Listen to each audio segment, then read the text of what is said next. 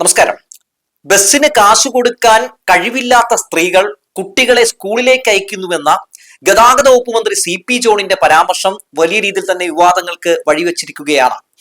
അതായത് ഈ നാട്ടിലെ സ്ത്രീകളെ മുഴുവൻ അധിക്ഷേപിക്കുന്ന രീതിയിലാണ് ഗതാഗത വകുപ്പ് മന്ത്രി ഒരു പ്രതികരണം രേഖപ്പെടുത്തിയിട്ടുള്ളത്. സ്ത്രീകളൊക്കെ ദാരിദ്ര്യം അഭിനയിക്കുകയാണ് എന്നാണ് പ്രിയദർശിനി ഈ യാത്രയുമായി ബന്ധപ്പെട്ടുണ്ടാകുന്ന തിരക്കിനെ കുറിച്ച് ഈ CP ജോൺ സംസാരിക്കുന്നതിനിടയിൽ നടത്തിയ പ്രതികരണം എന്ന് പറയുന്നത്. എന്തായാലും ഈ പ്രതികരണത്തിനെതിരെ നിരവധി ആളുകൾ രംഗത്തേക്ക് വരുന്നു. നമുക്ക് ആദ്യം തന്നെ മുൻ ഗതാഗത വകുപ്പ് മന്ത്രി ഗണേഷ് കുമാർ എന്താണ് ഈ വിഷയത്തിൽ പറഞ്ഞിട്ടുള്ളത് എന്ന് നോക്കാം. ശേഷം നമ്മുടെ ഷൈൻ ടീച്ചർ ഈ വിഷയത്തിൽ ഒരു പ്രതികരണം രേഖപ്പെടുത്തിയിട്ടുണ്ട്. അപ്പൊ രണ്ടുപേരെയും പ്രതികരണം നോക്കാം. ഗണേഷ് കുമാർ ഫേസ്ബുക്കിലൂടെയാണ് തന്റെ പ്രതികരണം രേഖപ്പെടുത്തിയിട്ടുള്ളത്. വെറുതെ ഇരിക്കുന്ന സ്ത്രീകളോട് അധികാരത്തിൽ വന്നു കഴിഞ്ഞാൽ എവിടെ വേണമെങ്കിലും ഏതു ബസ്സിലും എപ്പോൾ വേണമെങ്കിലും പോകാമെന്ന് പറഞ്ഞ് വോട്ട് പിടിക്കുക. കാര്യം നടന്നു കഴിഞ്ഞപ്പോൾ നാമമാത്രമായ ബസ്സുകളിൽ മാത്രം സൗജന്യ യാത്ര ചെയ്തോളൂ എന്ന് പറയുക.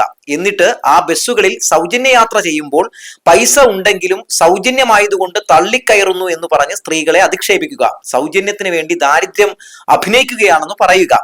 ഈ സർക്കാർ ആർക്കു വേണ്ടിയാണ് ഭരിക്കുന്നത്? 3 മാസം കൊണ്ട് തന്നെ ജനങ്ങളുടെ ക്ഷമയെ പരീക്ഷിക്കരുത് സർക്കാരെ എന്നാണ് ഈ മുൻ ഗതാഗത വകുപ്പ് മന്ത്രി ഗണേഷ് കുമാർ പറഞ്ഞിട്ടുള്ളത്. ഇനി നമുക്ക് ഷൈൻ ടീച്ചർ ഈ വിഷയത്തിൽ നടത്തിയിട്ടുള്ള പ്രതികരണം കൂടി ഒന്ന് കാണാം. ഗതാഗത വകുപ്പ് മന്ത്രി ശ്രീ CP ജോണിന്റെ പ്രതികരണം അത്യന്തം അപലപനീയമാണ്.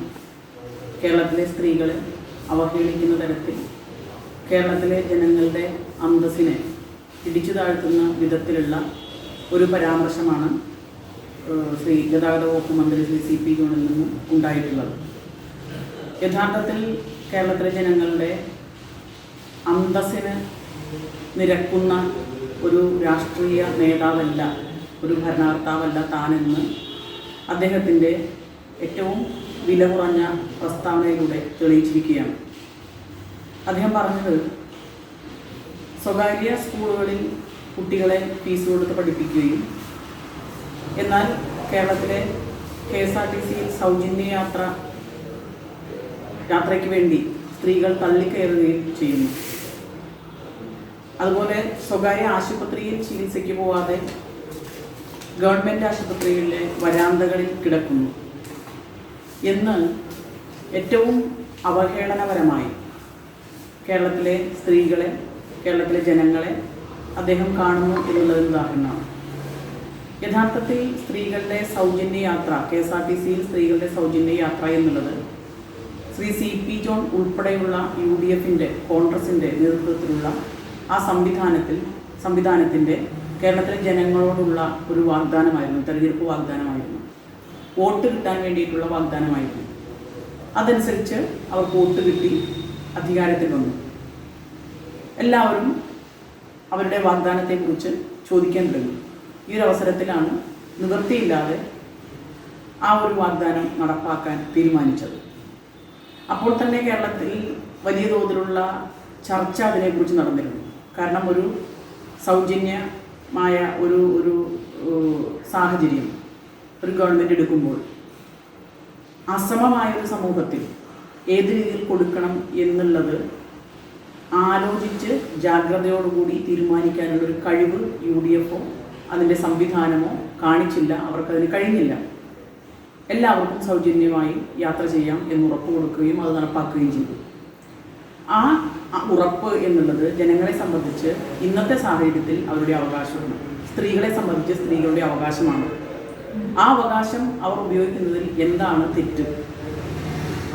അവർ ഉപയോഗിക്കുമ്പോൾ തങ്ങൾ ആലോചിച്ച് വേണ്ടത്ര ജാഗ്രതയോടുകൂടി മുന്നൊരുക്കത്തോടുകൂടി അല്ലാതെ നടപ്പാക്കിയ ഒരു പരിപാടി പാടെ പൊളിഞ്ഞു പോകാൻ സാധ്യതയുണ്ട് എന്ന ബേജാറിൻ്റെ പുറത്താണ് തങ്ങൾക്ക് പറ്റിയ പിഴവ് കേരളത്തിലെ സ്ത്രീകളുടെ മേൽ അടിച്ചേൽപ്പിക്കാൻ ഉള്ള പരിഹാസ്യമായ ഒരു തന്ത്രമാണ്, ഒരു അപഹാസ്യമായ ഒരു വാചകമടിയാണ് ശ്രീ CP ജോണിൽ നിന്നും ഉണ്ടായിട്ടുള്ളത്. അദ്ദേഹം ആ പ്രസ്താവന പിൻവലിക്കണം.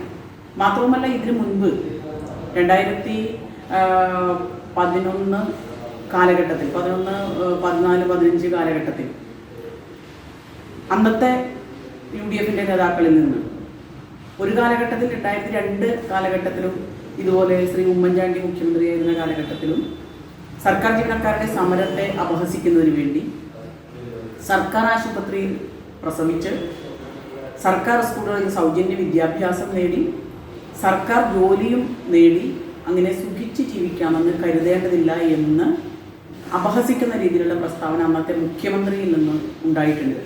അപ്പോൾ ഇത് ജനങ്ങളെ അപഹസിക്കുക, പരിഹസിക്കുക, തങ്ങളുടെ രാഷ്ട്രീയം എന്താണ് എന്ന് അതിൻ്റെ നിലപാട് എന്താണെന്ന് വ്യക്തമായി ചിട്ടപ്പെടുത്താൻ കഴിയാത്തതിൻ്റെ പാപഭാരം മുഴുവൻ ജനങ്ങളുടെ മേൽ അടിച്ചേൽപ്പിക്കുക എന്നുള്ളത് UDFിൻ്റെയും കോൺഗ്രസിൻ്റെയും എക്കാലത്തെ തന്ത്രമാണ്. ആ തന്ത്രം അവരുടെ തുടരുന്നു എന്നുള്ളതാണ്.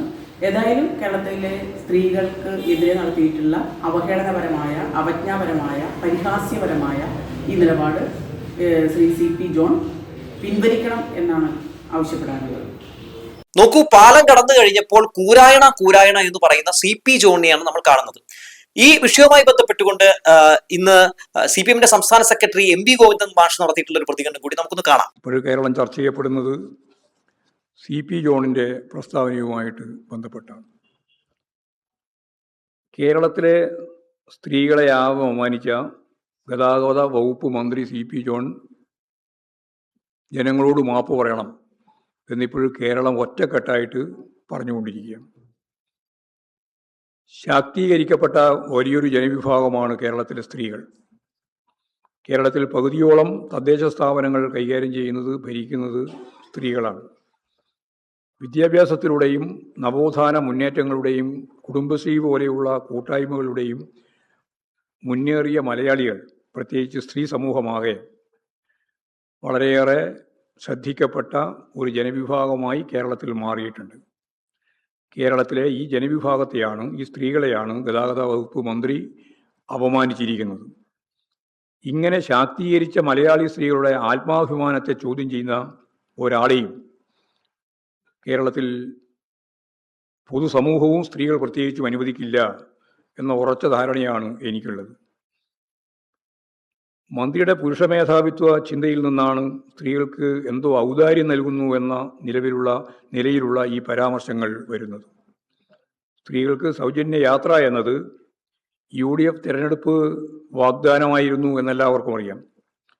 അധികാരത്തിലെത്തിയപ്പോൾ അത് ഓർഡിനറിയിലേക്ക് മാത്രമായി ചുരുക്കി. അതൊരു വഞ്ചനയായിരുന്നു. ആദ്യം തീർത്ഥാടനത്തിന് പോകുന്ന ആളുകൾക്കെല്ലാം ഇനി പരമസുഖമായി എന്ന് പറഞ്ഞാൽ ഒരു മറ്റൊരു അമ്പലത്തിലേക്ക് പോകാനല്ല, തീർത്ഥാടനത്തിന് വളരെ ദൂരത്തേക്ക് പോകാനുള്ള സൗകര്യമായി എന്നാണ് അന്ന് പറഞ്ഞത്. അതാണ് ഓർഡിനറി ബസ്സിലേക്ക് മാത്രമായി ചുരുക്കിയത്. പാവപ്പെട്ടയാളായി സ്ത്രീകൾ അഭിനയിച്ച് കാട്ടുകയാണ് എന്ന് മന്ത്രി അധിക്ഷേപിക്കുകയാണ്. മാത്രമല്ല, ഇവർക്ക് എന്തോ ഔദാര്യം നൽകുന്ന എന്ന നിലയിൽ ഈ യാത്രയെ ഗതാഗത വകുപ്പ് മന്ത്രി അവതരിപ്പിക്കുകയാണ്. ജനങ്ങളുടെ നികുതി പണം കൊണ്ടാണ് ഈ യാത്രയുടെ പണം കണ്ടെത്തുന്നത് എന്ന കാര്യം മന്ത്രി മറക്കാൻ പാടില്ല. ഏതെങ്കിലും സ്ത്രീ അപേക്ഷിച്ചിട്ടാണോ ഈ സൗജന്യം നൽകുന്നത്? സ്വാഭാവികമായ ഒരു ചോദ്യമാണ്. വോട്ട് കിട്ടാൻ വേണ്ടി UDF നൽകിയ വാഗ്ദാനമല്ലേ? എന്നിട്ടും എന്തിനാണ് ഈ പദ്ധതി ഉപയോഗപ്പെടുത്തുന്നവർക്കെതിരായി സർക്കാർ അവരെ അവമാനിക്കുന്ന രീതിയിൽ പരാമർശങ്ങൾ നടത്തുന്നത്? ഇടതുപക്ഷ ജനാധിപത്യ മുന്നണി സർക്കാർ നടപ്പിലാക്കിയ വീട്ടമ്മമാരുടെ ഏറ്റവും പ്രധാനപ്പെട്ട ഒരു പരിപാടിയായിരുന്നു 1000 ഉറുപ്പിക സ്ത്രീ സുരക്ഷയ്ക്ക് വേണ്ടി നൽകുന്ന പദ്ധതി. ആ പദ്ധതി പൂർണ്ണമായിട്ട് അവസാനിപ്പിച്ചിരിക്കുകയാണ്. ആ പദ്ധതിയിലൂടെ അവർക്ക് ലഭിച്ചുകൊണ്ടിരുന്ന ആനുകൂല്യം യഥാർത്ഥത്തിൽ 31.39 ലക്ഷം ആളുകൾക്ക് ലഭിക്കുമായിരുന്നു. 16 ലക്ഷം ആളുകൾക്ക് ലഭിച്ചു കഴിഞ്ഞതാണ്. അതിൻ്റെ ഭാഗമായിട്ടുള്ള ബാധ്യത ഇടതുപക്ഷ മുന്നണി ഗവൺമെൻറ് ഏറ്റെടുത്ത ഘട്ടത്തിൽ സ്ത്രീകൾക്ക് സൗജന്യ യാത്ര KSRTCയിൽ എന്ന് പറഞ്ഞുകൊണ്ട് ഞാൻ നേരത്തെ പറഞ്ഞതുപോലെ വ്യാമോഹം ഉണ്ടാക്കി വോട്ട് പിടിക്കാൻ വേണ്ടിയുള്ള ശ്രമമാണ് നടത്തിയത്. അതിൻ്റെ ആദ്യത്തെ അട്ടിമറിയായിരുന്നു ഓർഡിനറി ബസ്സിലേക്ക് മാത്രമായി ചുരുക്കി. ഇപ്പോഴും ഓർഡിനറി ബസ്സിലേക്ക് കയറുന്ന സ്ത്രീകളെ അപമാനിക്കുന്ന രീതിയിൽ വകുപ്പ് കൈകാര്യം ചെയ്യുന്ന മന്ത്രി തന്നെ പരസ്യപ്പെടുത്തുന്ന നിലയാണ് ഉണ്ടായിട്ടുള്ളത്. ഇതിനെതിരായിട്ട് കേരളത്തിൽ അതിശക്തിയായ ജനാധിപത്യ ശക്തികളുടെ, അത് ഞാൻ സ്ത്രീകളെ മാത്രമല്ല ഉദ്ദേശിക്കുന്നത്, സ്ത്രീകൾ ഉൾപ്പെടെയുള്ളവരുടെ ശക്തിയായ പ്രതിഷേധം രൂപപ്പെട്ടു വരും എന്ന് തന്നെയാണ് ഞാൻ പ്രതീക്ഷിക്കുന്നത്.